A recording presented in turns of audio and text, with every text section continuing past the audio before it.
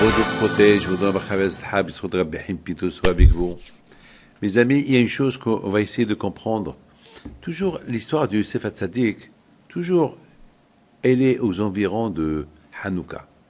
Pourquoi? Toujours, chaque année, la paracha de l'histoire du Youssef Hatzadik, elle a été vendue par ses frères égyptiens, toujours c'est aux environs de Hanouka.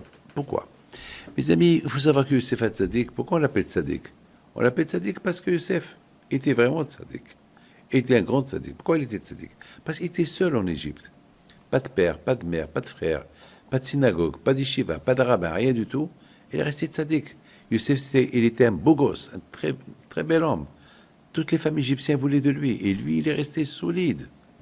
Il n'a pas fait aucune faute. Alors quoi, il ne va pas se marier? Ben non.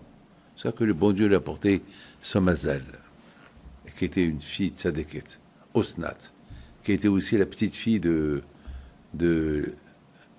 Yaakov Avinu. C'est la folie. Je ne veux pas rentrer dans l'histoire. À vous de demander au rabbinim qui vous raconte l'histoire. Mais moi, je dois parler mon cours. Parce que sinon, ça va me prendre beaucoup de temps pour tout vous expliquer. De toutes les façons, Youssef était tzaddik en Égypte. Seul. Et c'est de la folie. On ne peut pas imaginer comment on peut être tzaddik seul. Mes amis, malheureusement, comment les Grecs, ils ont réussi à presque assimiler les Juifs dans leur terre, parce que les Juifs, ils se sont relâchés de la Torah. Parce que les Juifs se sont relâchés de la Torah, alors les Grecs, ils les ont dominés. Les Grecs, ils ont dominé les Juifs alors qu'ils avaient le Beth Amikdash. Alors qu'ils avaient le Beth Amikdash. Ils avaient comment ça s'appelle? Ils étaient dans leur terre. Et ils sont tombés. Alors, comment? Parce qu'ils se sont relâchés de la Torah. Lorsqu'on se relâche de la Torah, on tombe. Mes amis, il faut faire beaucoup attention. On voit Youssef Hatzadik, il est resté tzaddik. Pourquoi? Même en Égypte, même là où il y a la débauche, Youssef, il est resté tzaddik. Pourquoi?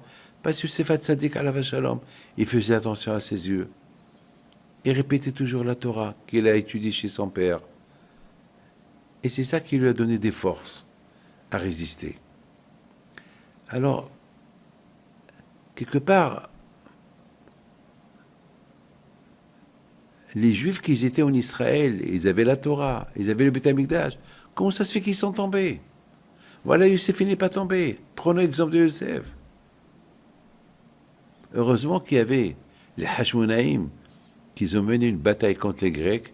Ils ont chassé les Grecs d'Israël et ils ont ramené la Torah en Israël. Vous voyez de l'autre côté, vous voyez Youssef. Même là où il était, il ne s'est pas, Hassu Shalom, il ne s'est pas éloigné de la Torah. Mes amis, il ne faut pas trouver une excuse. Oui, parce que j'habite là, il n'y a pas ça. Une fois, j'étais dans un avion. Vous savez, toujours, j'ai eu beaucoup d'histoires dans les avions.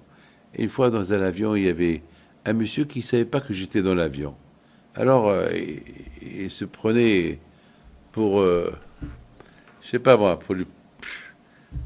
il se prenait pour... maintenant, personne ne me voit, je peux faire ce que je veux. Et il a mangé le repas pas cachère. Et de loin, je l'ai vu.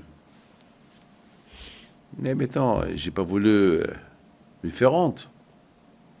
Et à un moment donné, il s'est pris un bon repas, il se lève et il a commencé à marcher dans l'avion. Et là, hop, de loin, il me voit assis. Lui était en business, moi j'étais économique, et on pouvait... Il marchait. À un moment donné, il ne savait pas... Bonjour, Rabbi David. Il a commencé à chercher une kippa. Bon, il n'y avait pas de kippa, alors il a mis sa main sur sa tête.